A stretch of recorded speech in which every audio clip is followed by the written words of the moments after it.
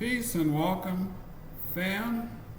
I'm Antoine, and this is my Dharma path where sutras swing, stories shimmer, and Dharma flows with rhythm and devotion. Today we're stepping into chapter 28 of the Lotus Sutra, encouragement of the Bodhisattva Samantabhadra. How do we pronounce his name? I don't know. Antoine, you're bringing such devotion to this path. The name Samantabhadra is pronounced as Samantabhadra. Let the rhythm of the sutra flow. Sure thing, Antoine. It's pronounced Samantabhadra. Let's keep that rhythm as we explore the teachings of chapter 28. I didn't know that Bodhisattva's name. Okay. Encouragement of Bodhisattva Samantabhadra. This is the final chapter. Samantabhadra steps forward with a vow, a promise to protect anyone who teaches, recites, and embodies the sutra. It's like a closing blessing, a cosmic seal, and a call to keep practicing. So take a breath, ring that bell if you got one, and chant it with me. Namo Dharma Pundrika Sutra. Namo Dharma Pundarika Sutra. Before I read, I should tell you there's a link to the Lotus Sutra on the channel, and I'll give you a little bit of an overview. This chapter is a cosmic promise. Samantabhadra says, I will protect you, I will uplift you, I will walk with you. Whether you teach the sutra in a forest, a live stream, a classroom, this vow holds. Whether you recite one verse or the whole text, this vow holds. Whether you feel strong or uncertain, this vow holds. This chapter closes the sutra with a radiant affirmation. The Dharma lives in you, the vow lives in you, the path continues. Chapter 28. Encouragements of the Bodhisattva Universal Worthy. At that time, Bodhisattva Universal Worthy, famed for his freely exercised transcendental powers, dignity, and virtue, in company with great bodhisattvas and in immeasurable balance, indescribable numbers arrived from the east. The lands that he passed through, one and all, quaked and trembled. Jeweled lotus flowers rained down, and immeasurable hundreds, thousands, 10,000s, millions of different kinds of music played.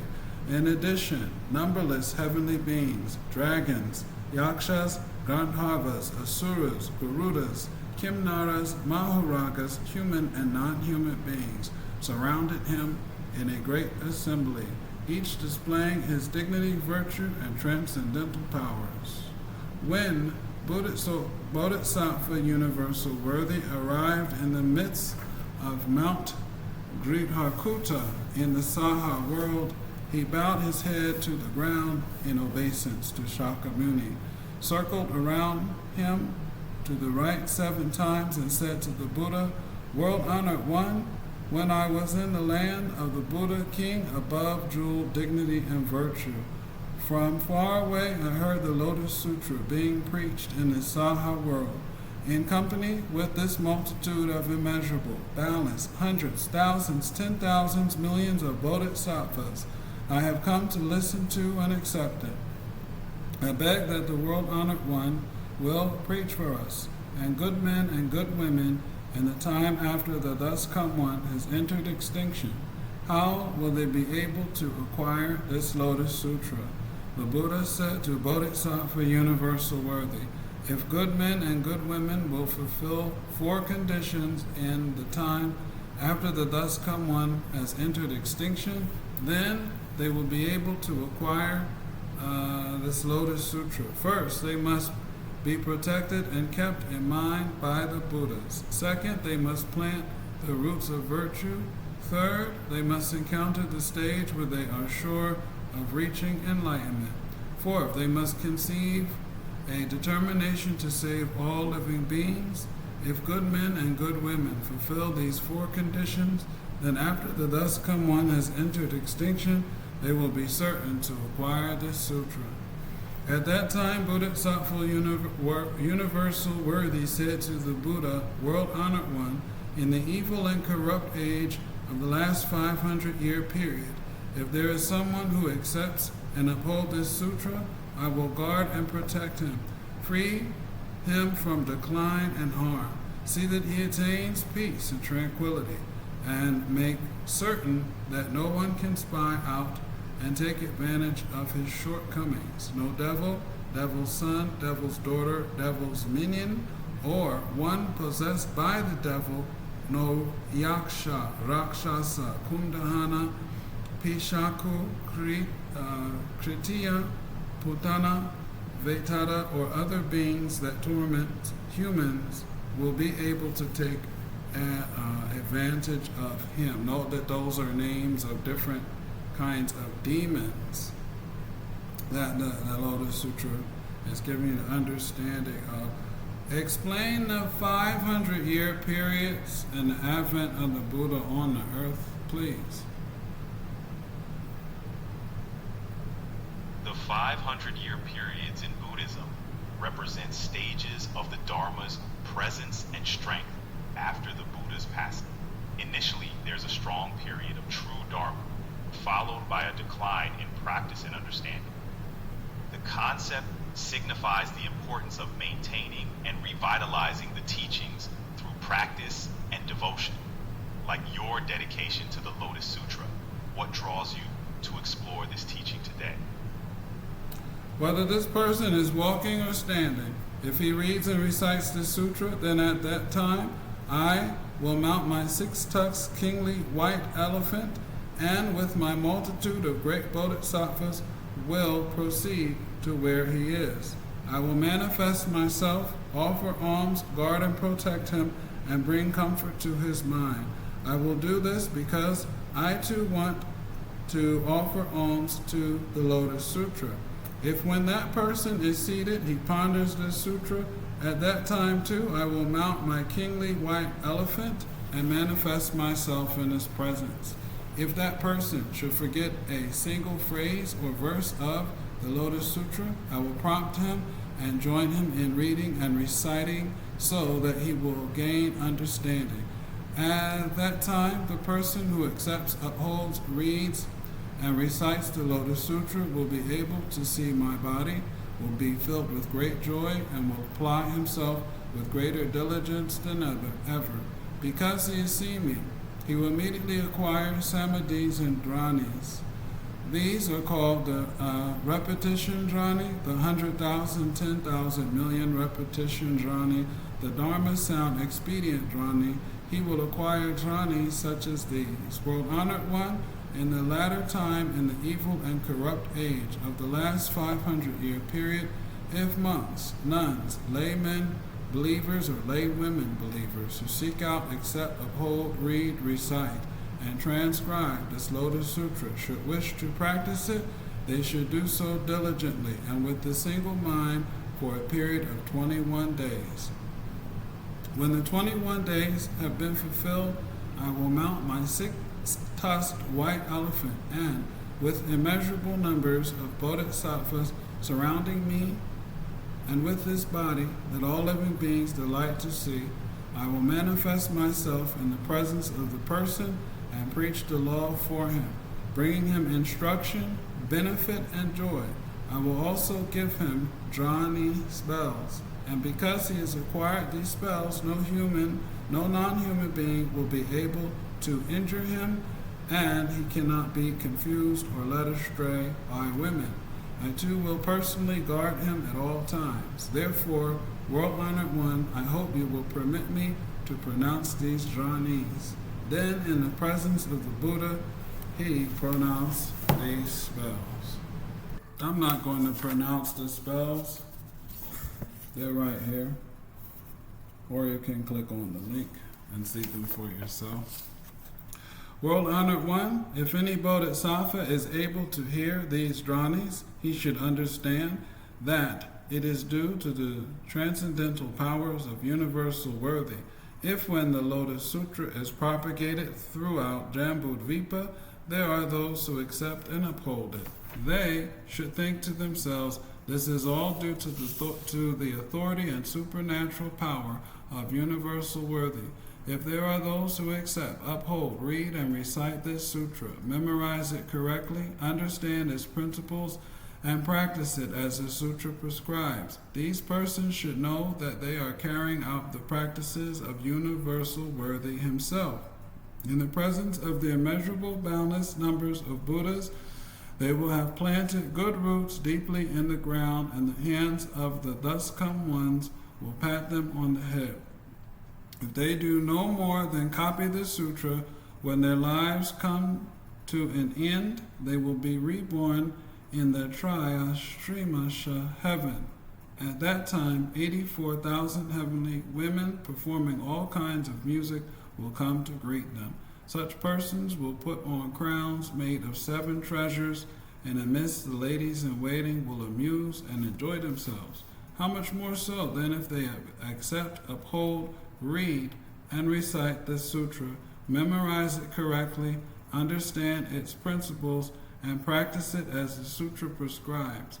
If there are persons who accept, uphold, read, and recite the sutra, and understand its principles, when the lives of these persons come to an end, they will be received into the hands of 1,000 Buddhas, who will free them from all fear and keep them from falling into the evil paths of existence. Explain the evil paths of existence in Buddhism.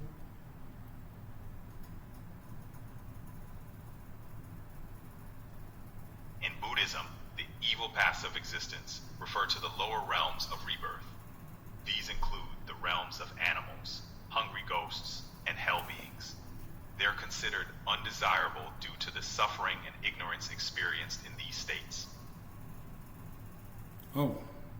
Immediately they will proceed to the Tushita heaven, to the place of Bodhisattva Maitreya. Bodhisattva Maitreya possesses the 32 features and is surrounded by a multitude of great bodhisattvas. He has hundreds, thousands, 10,000s, millions of heavenly women attendants, and these persons will be reborn in their midst. Such will be the benefits and advantages they enjoy. Therefore, persons of wisdom should single-mindedly copy this sutra themselves, or cause others to copy it, should accept, uphold, read, and recite it, memorize it correctly, and practice it as the sutra prescribes. World-honored one, I now therefore employ my transcendental powers to guard and protect this sutra, and therefore the thus come one has entered extinction. I will cause it to be widely propagated throughout Jambudvipa, and will see that it never comes to an end. At that time, Shakyamuni Buddha spoke these words of praise. Excellent, excellent universal worthy, you are able to guard and assist the sutra and to cause many living beings to gain peace and happiness and advantages. You have already acquired inconceivable benefits and profound great pity and compassion. Since long ages in the past, you have shown a desire for Anuttara Samantabhadra and have taken a vow to use your transcendental powers to guard and protect this sutra. And could you explain what nirvana is and how that's different from Anuttara Samantabhadra?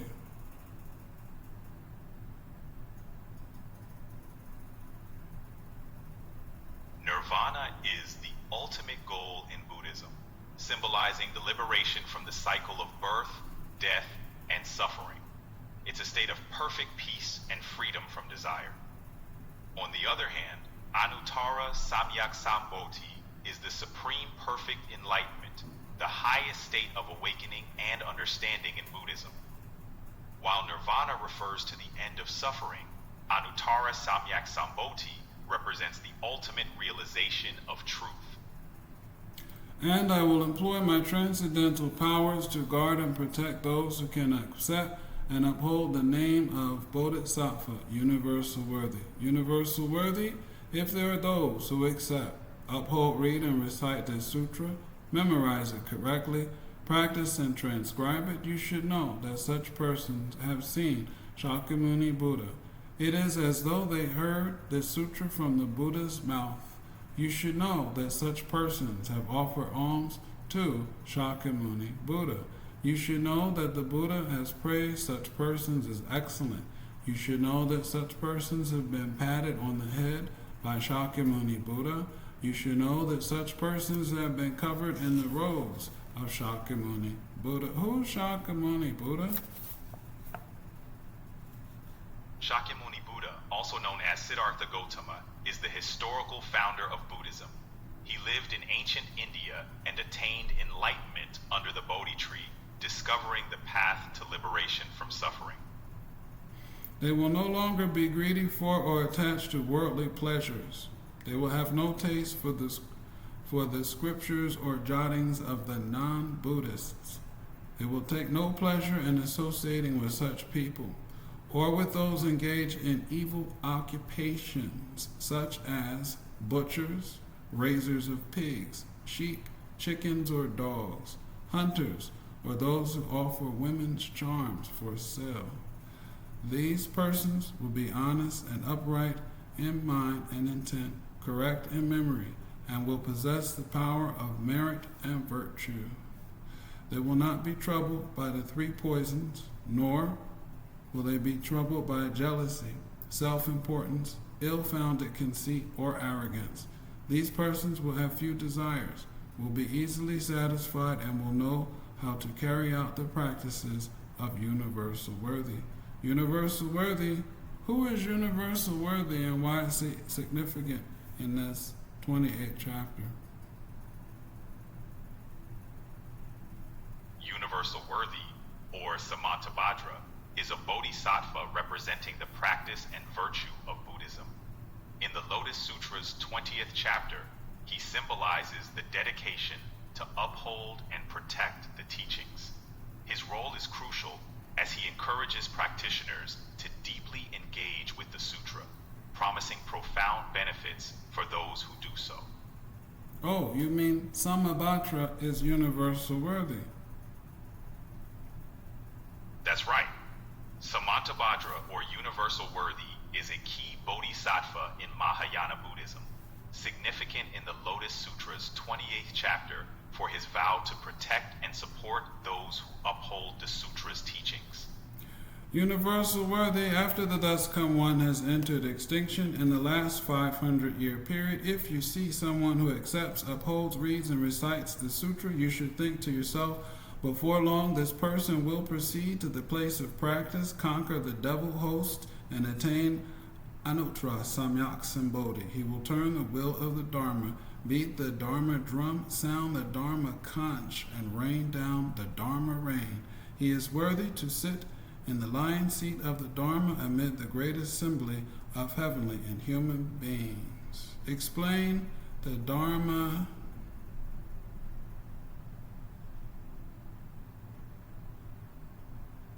The Dharma in Buddhism refers to the teachings and laws as taught by the Buddha.